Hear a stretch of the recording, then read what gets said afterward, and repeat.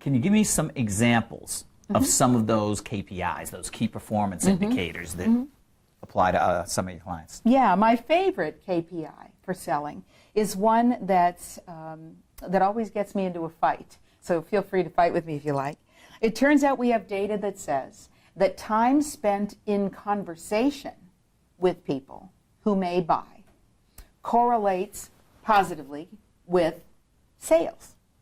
Now, a lot of people tell me, well, I don't want to talk to these people. I just want to email these people.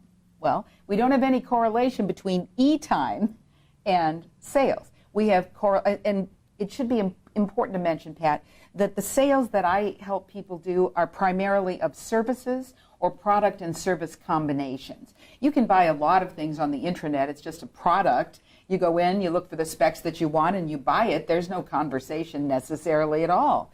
But with services, there's a personal piece there.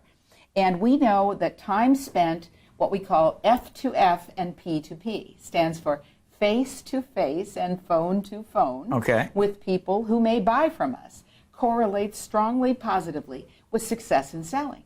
So we just start to look at how much time you spend in conversation with your prospects. So you actually measure that for each prospect? But before we do that, we do another crucial thing. We say, and I'll just ask you, what percentage of your working hours do you think you should be spending in conversation with prospects? So I'll ask you that, Pat. I'm guessing 25% of my day, although that seems like a lot of time. Well, 25% of an 8-hour day is 2 hours a day. Interestingly enough, many people come up with the figure 25. When they measure it, they discover the number is more like 2.5.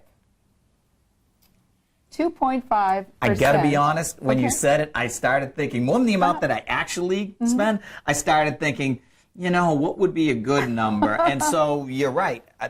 I love that. So studies have actually shown that the number is much smaller? And I've conducted studies because I've been looking at this particular KPI for a long time in a lot of organizations.